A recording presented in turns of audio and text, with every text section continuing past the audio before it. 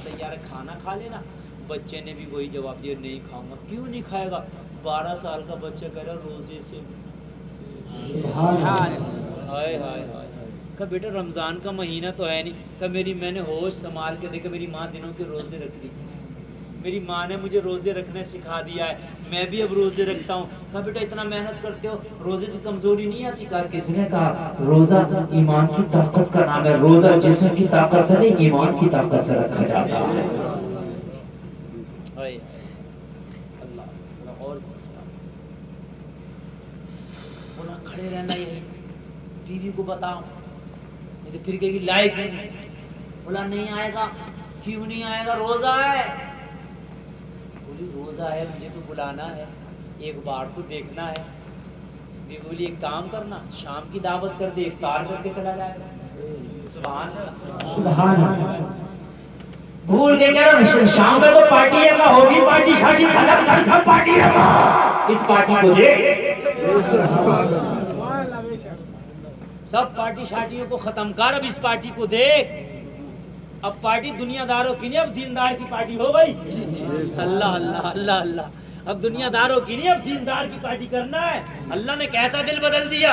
हबीब अजमी की बारगाह में था, हुजूर में गया, फिर दरवाजे पे आया, अब तो ऐसा था जैसे मैं कोई भिखारी उससे भीख मांग रहा हूँ। अल्लाह अल्लाह क्या शान बनाई है अल्लाह वालों ने अपने नेक बंदों की। कहने लगा ए बेटा, बड़ी गुजारिश के साथ गुजारिश कर रहा हूँ, ए बेटा शाम की दावत कबूल कर ले, मेरे दस्तरखान पे इफ्तार करके चले जाना। इतना कहना था, बच्चे ने उसकी दावत कबूल कर ली।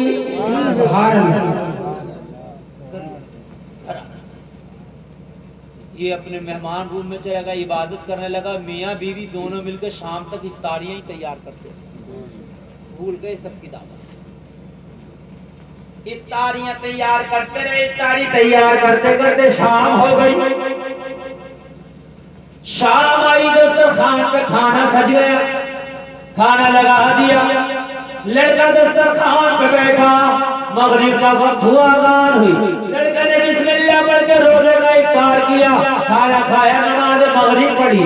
थोड़ा सा अंधेरा छाने लगा, बीवी भी चाहती थी और रुक जाए, शोहर भी चाहता था और रुक जाए, इसलिए कि जब ये घर में कदम रखा था, घर में रौनकों में इजाफा हो गया। सुभान अल्लाह अल्लाह अल्लाह। बीवी बोली इतने शोर से और रोक लेना इसे। अब कैसे रोकूं, इफ्तार भी कर लिया, कि कोई बहाने से रोक ले।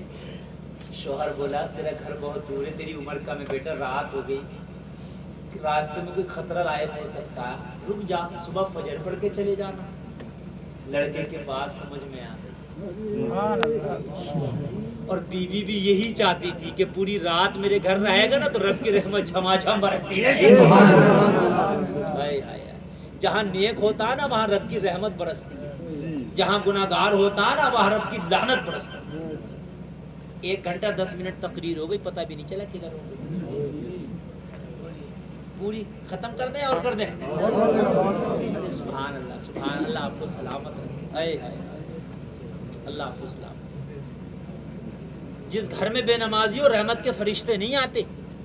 एक बुजुर्ग की बारगाह में एक शख्स गया, हुजूर मेरे लिए ताबीज कर दो, घर में बरकतें नहीं होती, कमाता बहुत हूँ मगर पता नहीं चलता। बुजुर्ग ने कपड़ा दे दिया, कहा घर के दरवाजे पे लटका देना। कहा हुजूर ये कौन सा ताबीज है, ये तो पहली बार देख रहा हूँ ना, इस पे लिखा है ना पढ़ाई है। हुजूर कपड़ा दे दिया आपने, 2-3 मीटर का घर के दरवाजे पे लगा देना। कहा लगा देना, ये तो मुझे पता है, कहा कौन सा ताबीज काम करेगा। घर के दरवाजे पे कपड़ा लटकाया, चंद दिन के बाद आया, कहने लगा हुजूर कारोबार वही है मगर बरकतों में इजाफा हो गया है। अल्हम्दुलिल्लाह। लेकिन कहने लगा हुजूर उसमें तो कुछ लिखा नहीं था, उस कपड़े में कौन सी बरकत थी। कहा तेरे घर के दरवाजे पर पर्दा नहीं था, तेरे घर के दरवाजे से लोग गुजरते थे तो बेनमाजी भी गुजरते थे, उनकी निगाहें तेरे घर में पड़ती थी। बेनमाजियों की निगाहों की नहूसत की वजह से तेरे घर की बरकत खत्म हो गई। यार जिस घर में बेनमाजी की निगाह पड़ जाए तो बरकत खत्म हो जाए, और जिस घर में बेनमाजी हो उसमें बरकत कहाँ से आए? यार जिस घर में पूरा अमला का अमला ही बेनमाजी है, तो उसके घर में झमाझम रब की रहमत बरस रही थी। रात का रुक जाते, लड़के ने भी कबूल कर ली, रात हो गई। लड़का उसी कमरे में जो मेहमान गेस्ट रूम था ना, उसी में जाकर फिर उसकी इबादत शुरू हो गई। अब मेरी बात बड़ी अहम गुफ्तगू है, आप जरा तवज्जो से सुनना। हबीब अजमेर की बारगाह में अर्ज़ करता, हुजूर मेरी एक बेटी थी जो दोनों पैरों से माजूर थी और दोनों हाथों से भी माजूर थी। गोश्त का लोथड़ा थी, ना चल सकती थी, ना अपने हाथ से खा सकती थी, ना उठ सकती थी। विकलांग थी चारों हाथ पैरों से। खाना मैं खुद अपने हाथ से खिलाता, कहीं जाना होता तो अपनी पीठ पे सवार करके लेके जाता। अल्लाह अल्लाह। जब रात में हमने खाना खा लिया, वो लड़का अपनी इबादत करने लगा कमरे में। जब सब फारिग हो गए तो मैं खाना लेके अपनी बेटी के कमरे में गया, और कमरे में जाने के बाद मैंने अपने हाथ से अपनी बेटी को खाना खिलाना शुरू कर दिया।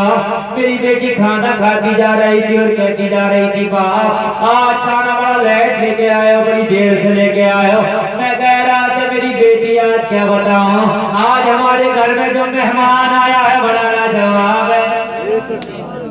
मेहमान की वजह से बेटी लेट हो गया, बड़ा नेक है। मैंने उसका पूरा किस्सा सुनाया, मेरी बेटी सुन रही थी, खामोश थी मगर सुन रही थी। पूरा किस्सा सुना के अपनी बेटी को खाना खिला के, अपनी बेटी का हाथ और मुंह धुला के मैं अपने कमरे में आ गया। मेरी बेटी अपने कमरे में सो रही थी, वो लड़का अपने कमरे में खुदा की इबादत कर रहा था। मैं और मेरी बीवी हम अपने कमरे में थे। अल्लाह अल्लाह। हबीब अजमेर की बारगाह में अर्ज़ करता, हुजूर आधी रात आई, जैसे सन्नाटा छाया, सारे लोग सोने लगे। मैंने क्या देखा कि मेरे दरवाजे पे किसी ने दस्तक दी। मैंने अंदर से पूछा कौन, बाहर से आवाज आई, बाबा दरवाजा खोलो, आपकी बेटी आई है। मैं हैरत में पड़ गया, मौला मेरी बेटी तो आज तक एक कदम न चली, मेरे दरवाजे पे कहां से आ गई? आज तक एक कदम ना हिली, एक कदम ना चली, मेरे दरवाजे पे कहां से आ गई? मैंने बिस्तर से उठा, दरवाजा खोलने के लिए दौड़ा। देखो माजरा क्या है, मामला क्या है। दरवाजा खोलने तक जो लम्हा गुजरा वो क़यामत से करना था। मैं दौड़कर दरवाजा खोला। दरवाजा खोल के मैंने क्या देखा कि मेरी जवान बेटी अपने पैरों पे खड़ी है। मेरी बेटी के हाथ भी सलामत है, पैर भी सलामत है। सुभान अल्लाह।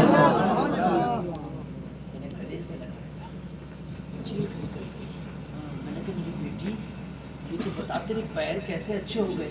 मैंने तो बड़े बड़े डॉक्टरों को दिखाया था, सबने लाइलाज कर दिया था। मैंने तो बड़े बड़े हकीमों को दिखाया, सबने लाइलाज कर दिया। मेरी बेटी अचानक कैसे चल पड़ी तू?